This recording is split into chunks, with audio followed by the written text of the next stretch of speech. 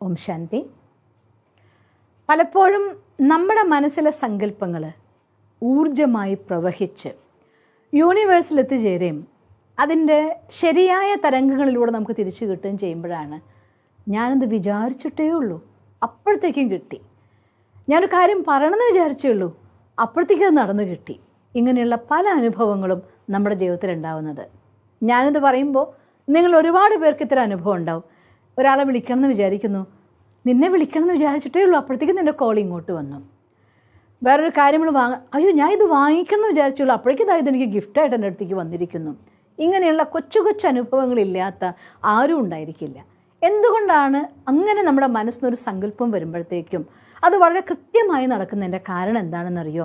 നമ്മുടെ സങ്കല്പങ്ങളെ ഊർജം യാതൊരുവിധ കലർപ്പുമില്ലാതെ യൂണിവേഴ്സിൽ എത്തിച്ചേരുന്ന സമയത്ത് കൊച്ചു കൊച്ചു കാര്യങ്ങളാണെങ്കിൽ പോലും തത്സമയം അത് നമുക്ക് നടന്നു കിട്ടും. അതിനർത്ഥം എന്താണ്?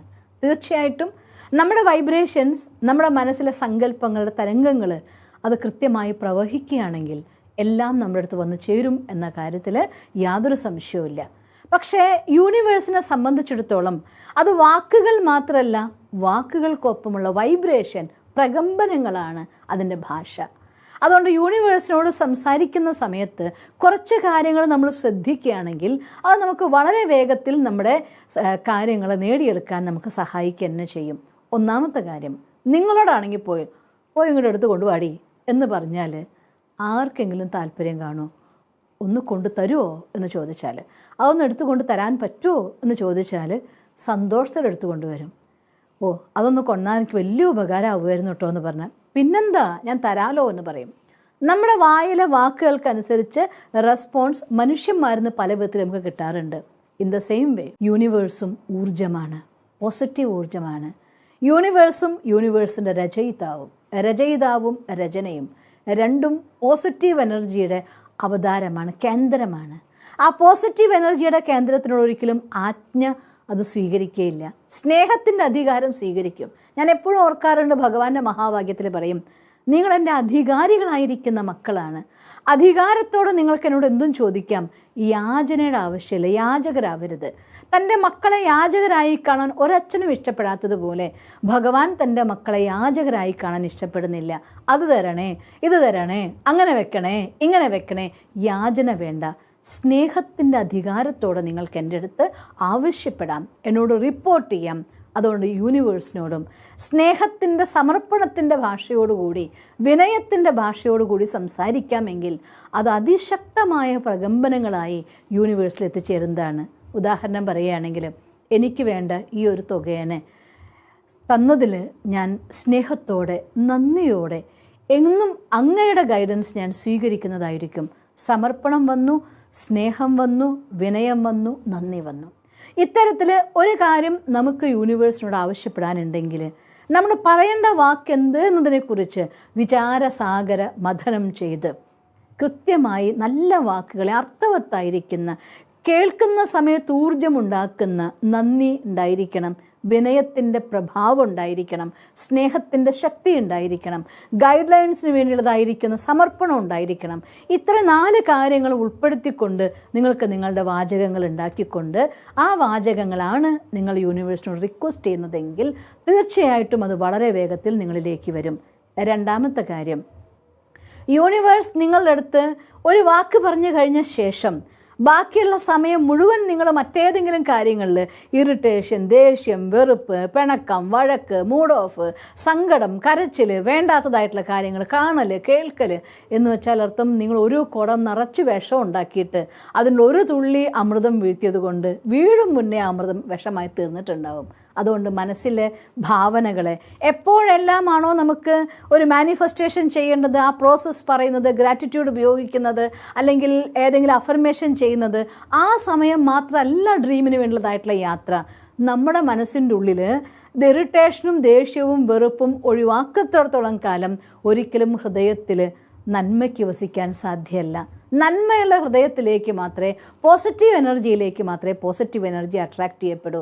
നമ്മുടെ ജീവിതത്തിൽ എല്ലാ സന്തോഷം തരുന്നതായിട്ടുള്ള സ്വപ്നങ്ങളും നമ്മളിലേക്ക് ആകർഷിക്കപ്പെടണമെങ്കിൽ മറ്റുള്ളവരുടെ അവഗുണം കാണുന്ന സ്വഭാവം, അവരെക്കുറിച്ച് കുറ്റം പറയുന്നതായിരിക്കുന്ന സ്വഭാവം, ആരും കാണാതെ നിങ്ങൾ അവരെ കുറിച്ച് മോശം ചിന്തിക്കുന്നതായിട്ടുള്ള സ്വഭാവം, മോശമായ കാര്യങ്ങൾ കേൾക്കുക, കാണുക, വേണ്ടാത്ത കർമ്മങ്ങൾ ചെയ്യുക, ഇങ്ങനെയുള്ളതായിരിക്കുന്ന മാലിന്യത്തെ മുഴുവൻ ലൈഫിൽ നിന്ന് ഒഴിവാക്കി കളയുമ്പോഴാണ് വളരെ വേഗത്തിൽ നിങ്ങളുടെ സങ്കല്പങ്ങൾ ശക്തി പ്രാപിക്കുന്നതും അത്തരം സങ്കല്പങ്ങളാണ് നിങ്ങളുടെ ജീവിതത്തിലേക്ക് ശുദ്ധി കൊണ്ടുവരുന്നതും. അതുകൊണ്ട് മാനിഫെസ്റ്റേഷൻ വേണോ, യൂണിവേഴ്സിലേക്ക് നമ്മുടെ വൈബ്രേഷൻ നമുക്ക് സെൻഡ് ചെയ്യാൻ പറ്റണോ, ലൈഫിൽ ജീവിതത്തിൽ ശുദ്ധി, വൃത്തി അഥവാ ശുദ്ധി എന്നതായിരിക്കുന്ന ഒരു ഭാഗം കൊണ്ടുവന്നേ തീരൂ. മൂന്നാമത്തെ കാര്യം, നമ്മൾ എന്ത് പറഞ്ഞു കഴിഞ്ഞ ശേഷവും ജീവിതത്തിൽ ചെയ്യുമ്പോൾ എനിക്ക് വേണ്ടി മാത്രമെന്ന് ചിന്തിക്കുമ്പോൾ ഈശ്വരൻ ഈ പ്രപഞ്ചത്തിൻ്റെ രചയിതാവാണ്. യൂണിവേഴ്സ്, പ്രപഞ്ചത്തിലെ ഓരോ ജീവികളും ഈ പ്രപഞ്ചത്തിൻ്റെ സ്വന്തമാണ്. ഞാൻ ഈ പ്രപഞ്ചത്തിൻ്റെ സ്വന്തമാണ്. നിങ്ങൾ ഓരോരുത്തരും ഈ പ്രപഞ്ചത്തിൻ്റെ സ്വന്തമാണ്. ഈ സൃഷ്ടിയിലെ ചരാചരങ്ങളൊക്കെ തന്നെ എല്ലാം പ്രപഞ്ചത്തിൻ്റെ സ്വന്തമാണ്.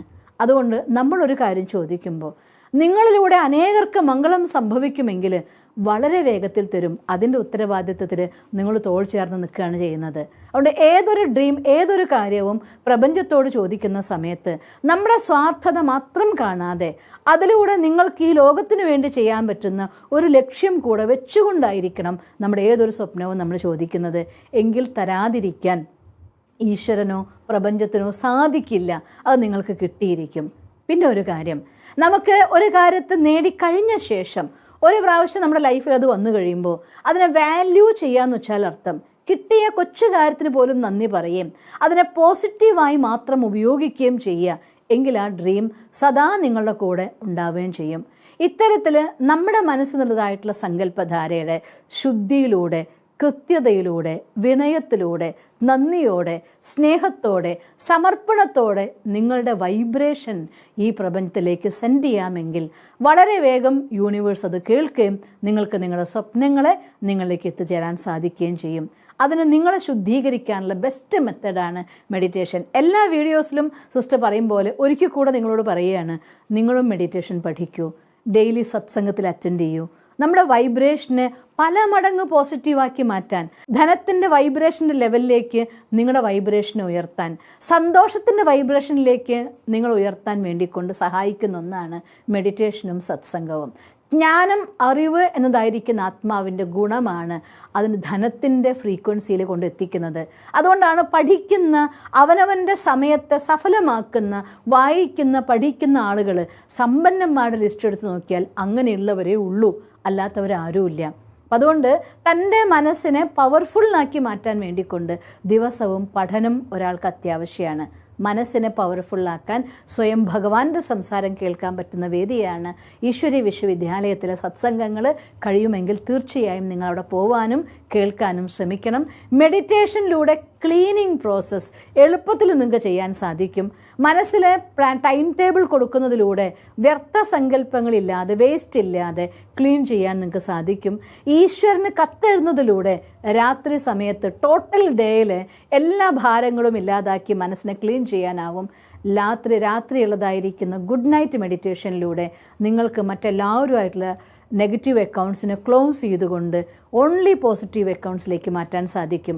ഈ രീതിയിൽ അവനവനെ ക്ലീൻ ചെയ്യാനും അവനവനെ പവർഫുള്ളാക്കാനും പോസിറ്റീവാക്കാനും നിങ്ങൾ ശ്രദ്ധിച്ചുകൊണ്ടേയിരിക്കുകയാണെങ്കിൽ നമ്മുടെ തരംഗങ്ങൾ, നമ്മുടെ പ്രകമ്പനങ്ങൾ, നമ്മുടെ വൈബ്രേഷൻ വളരെ വേഗം പോസിറ്റീവാക്കി മാറും.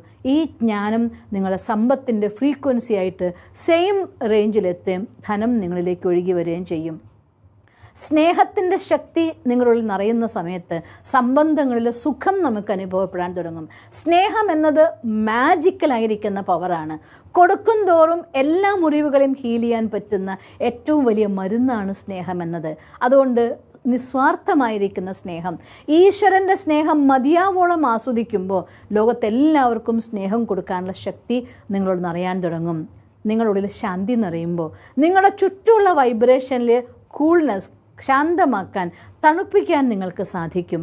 നമ്മുടെ ആനന്ദം, സാറ്റിസ്ഫാക്ഷൻ ഈ പ്രപഞ്ചത്തിലെ ഓരോ ശക്തികളെപ്പോലും, ജീവജാലങ്ങളെപ്പോലും നമുക്ക് അനുകൂലമാക്കി മാറ്റാൻ നമ്മളെ സഹായിക്കും. നമ്മുടെ ആത്മാവിനുള്ളതായിട്ടുള്ള കാരുണ്യം, സുഖം, കരുണയെ ഉണർത്തുകയും ജീവിതത്തെ സത്യമായിട്ടുള്ള ശക്തിശാലിയായും സുഖകരാക്കി മാറ്റാൻ സാധിക്കും. ആത്മാവിനുള്ളിൽ ഈ ഗുണങ്ങൾ നിറയുമ്പോൾ നമ്മുടെ പോസിറ്റിവിറ്റിയുടെ പ്രകമ്പനങ്ങൾ 100% നിങ്ങളുടെ വൈബ്രേഷനും പ്രപഞ്ചത്തിൻ്റെ വൈബ്രേഷനും പോസിറ്റീവ്ലി സെയിം വേയിൽ ഒഴുകാൻ തുടങ്ങും. നിങ്ങൾ ചിന്തിക്കുമ്പോഴത്തേക്കും നിങ്ങളുടെ സ്വപ്നങ്ങൾ ജീവിതത്തിൽ സഫലമാവാൻ തുടങ്ങും. അതുകൊണ്ട് ഈ ഒരു സീക്രട്ടിനെ മനസ്സിലാക്കിക്കൊണ്ട് നമ്മൾ ശുദ്ധീകരിക്കണം, പഠിക്കണം, അവനവനെ പോസിറ്റീവ് ആക്കണം, പവർഫുള്ളാക്കണം. നിങ്ങൾക്കങ്ങനെ സാധിക്കട്ടെ എന്ന് സർവശക്തനായ ഭഗവാനോട് പ്രാർത്ഥിക്കുന്നു. ഓം ശാന്തി.